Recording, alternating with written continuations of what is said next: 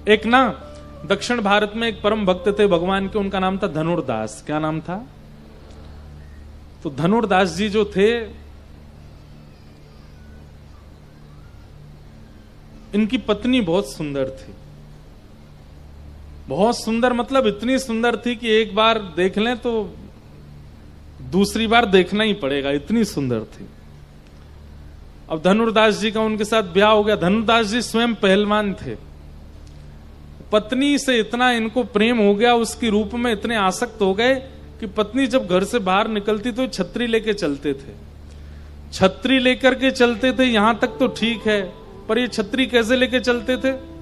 छतरी लेकर के उल्टे चलते थे, उसको देखते हुए।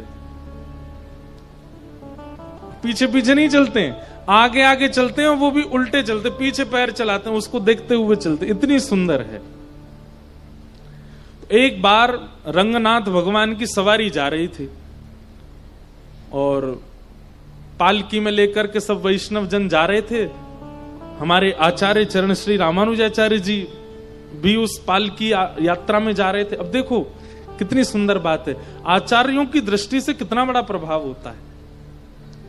तो जैसे ही पालकी निकल रही थी, तो भाई जब कहीं ठाकुर जी की पालकी आदि निकलती, सबका ध्यान उस पर होता है, पर पालकी पर ध्यान ना जाके सबका ध्यान धनुर्दास पे था। सब कह रहे थे भाई देखना ये कैसा प्रेमी अपनी पत्नी का उल्टा चल रहा है, छाता लेके, पीछे गड्ढा आ जाए, कोई आदमी आ जाए, इसको कोई चिंता नहीं, उसके मुख को देख रहा है। सब लोग तो उपहास कर रहे थे उसका। लेकिन रामानुजाचार्य जी महाराज ने देखा, बोले भाई दर्शन की निष्ठा तो है इसमें, लेकिन जीव के प्रति है। अगर ऐसी निष्ठा परमात्मा के प्रति हो जाए तो ठाकुर जी मिल जाएंगे इसको। आचार्य ने क्या विचार किया? आचार्य ने, संसार के लोग तो बात बनाने से नहीं हटते पीछे, जोरू का गुलाम जा रहा, देख अरे देख ऐसी आसक्ति इसकी, ये वो फलाना जो भी। लेकिन आचार्य क्या सोच रहे हैं?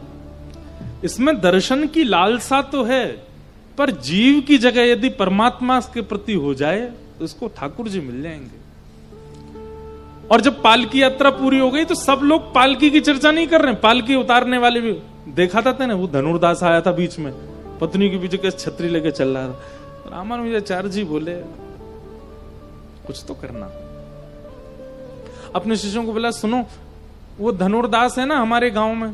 बोले अरे हाँ महाराज जी, वही उसी की बात कर रहे थे, छतरी लेके चल रहा था। रामानुजाचार्य जी बोले इतनी बड़ी पालकी यात्रा निकली, इसकी चर्चा नहीं हुई तुमसे? हैं, उसकी छतरी की चर्चा हो रही है।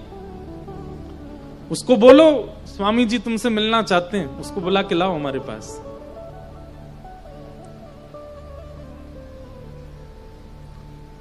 धनुर्दास से किसी ने जाकर के कहा, बोले स्वामी रामानुजाचार्य जी ने आपको बुलाया है। धनुर्दास आया, चरणों में प्रणाम किया। स्वामी जी महाराज बोले आज पालकी यात्रा में हमने जो दृश्य देखा वो पूरी दुनिया ने भी देखा। तुम अपनी पत्नी के ऊपर छतरी लेके वो भी उल्टे उल्टे चलते हो। धनुर्दास बोले महाराज जी मैं क्या करूं, वो है ही इतनी सुंदर, मैं उसको देखे बिना रह ही नहीं पाता। रामानुजाचार्य जी बोले अगर तुम्हारी पत्नी से सुंदर कोई आ गया तुम्हारे आगे तो? ऐसा तो है नहीं कि तुम्हारी पत्नी से सुंदर कोई नहीं होगा। तो धनुर्दास आचार्य के सामने क्या बोलता है? बोले मैं आपको लिख के दे सकता हूं, मेरी पत्नी से सुंदर तो कोई नहीं होगा दुनिया में। तो रामानुजाचार्य जी और प्रसन्न हो गए, बोले इसको विश्वास भी कितना है कि उससे अच्छा कोई है नहीं। ये अगर ठाकुर जी के प्रति हो जाए ऐसी भाव कि मेरे नाथ से बढ़िया कोई और नहीं, तो इसके अंदर सारे गुण हैं भगवत प्राप्ति के, लेकिन केवल जीव से हट करके परमात्मा में जोड़ना है। बोले अगर तुम्हारे सामने तुम्हारी पत्नी से सुंदर कोई आ गया तो तुम क्या करोगे? बोले पहली बात तो कोई आएगा नहीं, लेकिन फिर भी कोई आ गया तो मैं आपको वचन देता हूं, मैं जीवन भर के लिए उसका दास बन जाऊंगा अगर मेरी पत्नी से सुंदर कोई आ गया तो। रामानुजाचार्य जी बोले चलो मेरे साथ। शेषनाग पर पौड़े हैं श्री रंगनाथ भगवान। कभी साउथ में जाइए, त्रिचिरापल्ली में क्या अद्भुत दर्शन है ठाकुर जी का। शेष राम जी के कुल देवता हैं, साक्षात शेषनाग पर पौड़े हैं। जैसे ही स्वर्ण द्वार खुले, श्रीरंगम मंदिर का नाम है, और द्वार खुलते ही रामानुजाचार्य जी ने वंदन किया, बोले भगवान ये आपके सामने जो अर्चक खड़ा है धनुर्दास, मेरी आपसे प्रार्थना है एक बार इसको अपने वास्तविक रूप का दर्शन करा दो, बस एक बार। इतने में ही शांताकारं भुजगशयनं पद्मनाभं सुरेशं विश्वाधारं गगनसदृशं वेदवर्णं शुभांगं। जैसे ही ठाकुर जी प्रकट हुए, शंख चक्र गदा पद्म धारण करके धनुर्दास के सामने जैसे ही ठाकुर जी खड़े हुए, रूप माधुरी को देख करके धनुर्दास तो पत्नी वत्नी सब भूल गया अपनी। आहा, क्या नेत्र कटाक्ष कमल जैसे, क्या नासिका, क्या सुंदर कपोल, क्या हस्त कमल। रामानुजाचार्य जी बोले, कहो धनुर्दास, है तुम्हारी पत्नी से सुंदर? नेत्र सजल हो गए, नेत्रों से अश्रु प्रपात होने लगा, धनुर्दास के चरणों में गिर गया।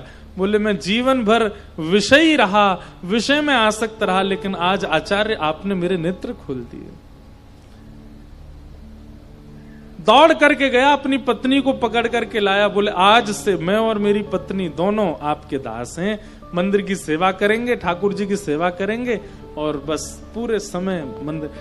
सब जो हंसी उड़ा रहे थे धनुर्दास की देखते रह गए, और केवल कुछ क्षणों के अंदर उसको इतना रस से युक्त कर दिया कि ठाकुर जी ने उसका आस्वादन करके रास बिहार कर दिया।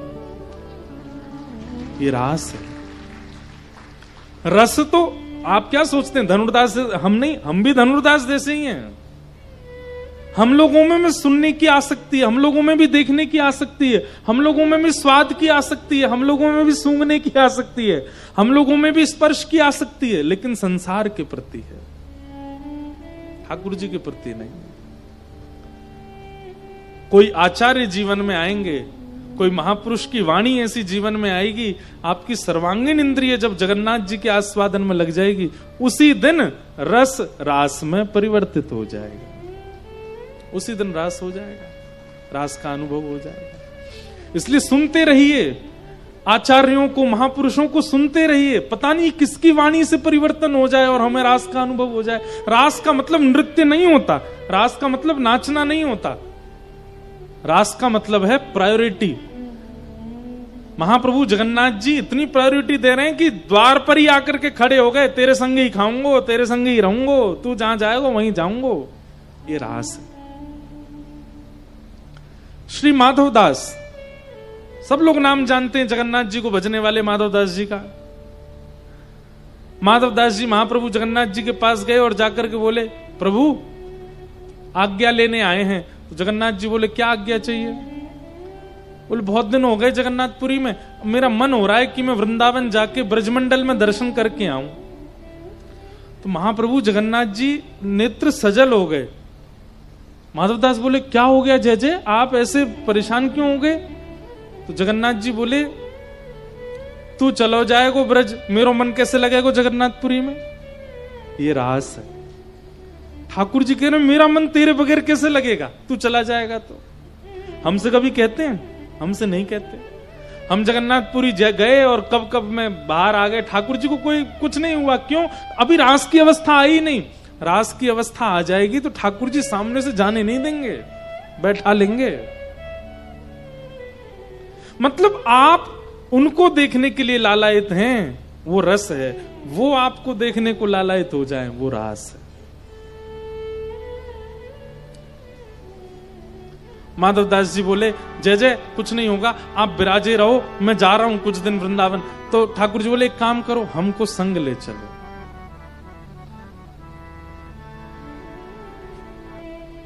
माधवदास जी बोले, श्री मंदिर से गुंडीचा जाने के लिए 6 महीना से रथ बनाना पड़ता है। नेक दूर जाने के लिए 6 महीने नंदी घोष रथ का निर्माण करना पड़ता है। उसमें भी आप असंख्य पुजारियों के द्वारा उठाए जाते हो, तब तो नीचे खिसक के आते हो। उसके बाद रथ में बैठते हो और फिर 3 दिना में तो आप गुंडीचा पहुंचते हो। आपको वृंदावन ले जाना का मतलब क्या है? पूरी सुनामी लेकर के जाना। यहीं विराजे रहो, हम जा रहे हैं। जगन्नाथ जी बोले ऐसे मत करो, हमको ले चलो। माधवदास जी बोले नहीं नहीं, आप नहीं विराजो, हम जा रहे हैं। माधवदास जी चले गए। लेकिन ठाकुर जी को स्थूल रूप से साथ थोड़ी चलते हैं, ठाकुर जी तो चैतन्य रूप से साथ चलते हैं। माधवदास जी को रात्रि हुई नहीं कि इतनी जोर की भूख लगी। कहां 3-3 दिन तक भोजन जीतने वाले, भोजन पर विजय करने वाले माधवदास जी आज व्याकुल हो गए। इतनी भूख लग रही है, इतनी भूख लग रही है कि मन कर रहा है कि वृक्षों के पत्ते खा जाऊं, इन वृक्षों को तोड़ के खा जाऊं, ऐसी भूख लगने लगी। और माधवदास जी को चिंता भी हो रही है कि मुझे कभी ऐसी भूख तो नहीं लगी, आज इतनी भूख क्यों लग रही है। सुबह महाप्रसाद पाया था। एक गांव में पहुंचे, एक मैया के यहां जाकर के निवेदन, मैया मुझे बहुत जोर की भूख लगी है, अपना परिचय बाद में दूंगा, आपका बाद में पूछूंगा, पहले भोजन कराओ। मैया ने थाली लगाई, माधवदास जी प्रेम से पाने लगे। मैया ने आके कही, अकेले अकेले पालोगे, बगल में तुम्हारे इतना छोटा सा बालक ऐसे टुकुर टुकुर थाली की ओर, इसको कौन पवाएगा। माधवदास जी बोले, कौन है मैया, मेरे आसपास तो कोई भी नहीं है। मैया बोली, अरे झूठ और बोलते हो, बगल में छोटा सा बालक बैठा है, बड़े बड़े विशाल नेत्र हैं, ऐसे गुलाबी गुलाबी से गाल हैं, श्याम वर्ण की कांति है, घुंघराले केश हैं, और ऐसे मुंह में पानी आ रहा है, तुम्हारी थाली की ओर देख रहा है, तुम उसको खवा भी नहीं रहे हो। माधवदास जी बोले, अरे समझ गया ये कौन है, तभी तो कहूं इतनी भूख क्यों लग रही है। अरे महाप्रभु जगन्नाथ जी आप हैं क्या। इतने में ठाकुर जी प्रकट बोले, हाँ हम हैं, हम तुम्हारे संग ही चल रहे हैं, तुम हमको छोड़ आए, स्थूल रूप से हम जगन्नाथ जी में, चैतन्य रूप से तुम्हारे संग ही चल रहे हैं। इसे कहते हैं रास। ठाकुर जी छोड़ नहीं रहे एक पल के लिए भी। महाराज, जिन माधवदास जी को महीना भर में वृंदावन पहुंच जाना था, 6 महीना लगे पहुंचने में। क्यों? 5 कदम चले भूख लगी आवे।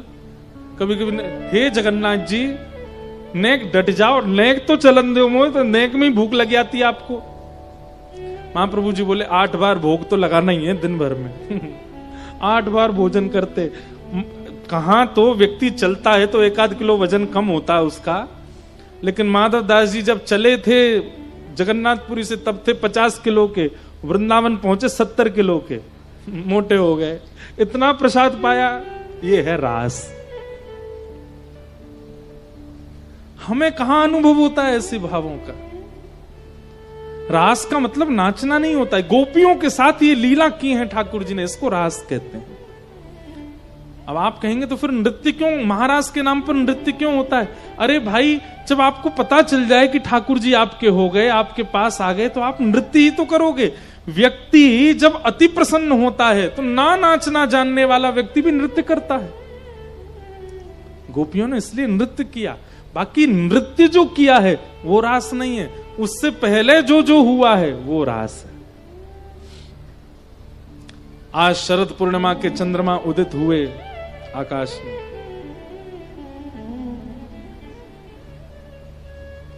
एक बात कहते हैं अपने मन की, हम जब कथा, ये गोवर्धन लीला आदि ये सब होते हैं, इस दिन हमारा मन होता है रुक्मिणी विवाह कैसे करें हम। कहां ठाकुर जी की मधुर ब्रज की लीला चल रही, अब उनको द्वारिका भेजो रुक्मिणी विवाह। इसलिए कई कथाओं में तो रुक्मिणी विवाह करते, अगले दिन ही करता हूं मैं। अब रास में अगर प्रवेश करेंगे तो फिर उसका विस्तार होगा, उसका विस्तार होगा तो फिर विवाह कैसे हो। लेकिन करेंगे छटपट, लेकिन पहले रास का भाव सुन लें। भगवान पिता रात्रि शरदोत्फुल्ल मल्लिका विक्षरन्तुं मनश्चक्रे योगमायामुपाश्रिता। भगवान, रास के प्रारंभ में ही जो शब्द प्रयोग किया गया भगवान, बोले भैया सावधानी से सुनना। इस लीला को सुनने के बाद कईयों के चित्त में प्रश्न प्रकट हो सकता है, परंतु ये बात याद रखना, ये लीला कोई बालक नहीं कर रहा है, साक्षात भगवान कर रहे हैं। भगवान ने पहले ही गोपियों को निवेदन कर दिया था कि शरद पूर्णिमा की रात्रि पर हम आपके साथ रास विहार करेंगे। बंधुओं, ब्रज में लाखों गोपियां हैं, और ये सब गोपियां कौन हैं? ये सब दंडकारण्य वन के संत हैं जो युगों से प्रतीक्षा कर रहे हैं परमात्मा की प्राप्ति के लिए। जब भगवान राम रूप में आए तब भी ठाकुर जी इनसे मिल नहीं पाए, तो ठाकुर जी ने इनको संदेश भिजवाया कि आप सब लोग तप कीजिए और द्वापर में आप सब ब्रज की गोपी बन के आना, मैं राम ही द्वापर में कृष्ण बन करके आऊंगा, और तब आप सब ब्रज गोपियों के साथ में प्रियतम भाव से रास विहार करूंगा। इन लोगों ने प्रश्न किया, हमें कैसे पता चलेगा कि आप कौन हो, आप कहां प्रगटे हो? तो ठाकुर जी बोले, मेरा दर्शन करते ही आपके चित्त में अपने आप स्फूर्ति प्रेम की होने लगेगी, और केवल उन गोपियों के चित्त में स्फूर्ति होगी जो युगों से मेरी प्रतीक्षा कर रही हैं। तो जब से श्री कृष्ण वृंदावन में जन्मे हैं, कुछ कुछ गोपियां ऐसी हैं जो यशोदा जी की उम्र की हैं, लेकिन नेक्स्ट से लाला को देख करके उनके चित्त में ऐसा भाव आता है कि ये तो हमारे प्रियतम हैं, ये तो हमारे प्राणनाथ हैं। भैया, आपको किसी के प्रति प्रेम भाव प्रकट तब हो सकता है जब वो आपकी सम उम्र का हो, या आपके साथ कुछ उम्र का हो, या सुंदर हो, या आपके परिवार वालों को प्रिय हो, आदि आदि। 5 दिन 5 महीने के बालक से प्रेम हो रहा है, और वैसा प्रेम की एक जैसे प्रियतमा प्रियतम के प्रति करती है। अरे कहां तक कहें, जब 3 वर्ष के ठाकुर जी नंद भवन से निकलते हैं ना, 3 वर्ष के, कई गोपियां घूंघट कर लेती हैं और ऐसे ऐसे भाव रखती हैं जैसे उनके प्रियतम जा रहे हों। ये भाव कैसे हो सकता है? क्योंकि ये काम लीला नहीं है, ये प्रेम लीला है। वो गोपियां हैं जो जानती हैं कि ये साक्षात परमात्मा है, ये साक्षात ईश्वर हैं, और हम युगों से इनकी प्रतीक्षा कर रही हैं। हम किसी जन्म में संत बनी हैं, किसी जन्म में वेद की ऋचाएं बनी हैं, और इस जन्म में गोपी बन करके आई हैं। ये हमारे प्रियतम हैं। भगवान ने उन सब गोपियों को आश्वासन दिया कि हम शरद पूर्णिमा पर आपके साथ रास विहार करेंगे। आज जैसे ही शरद की ऋतु आई, शरद पूर्णिमा प्रकट हुए, कोई गोपी दूध काट रही है, कोई गोपी अपने घर में भोजन बना रही है, अनेक अनेक कार्यों में सब व्यस्त थी।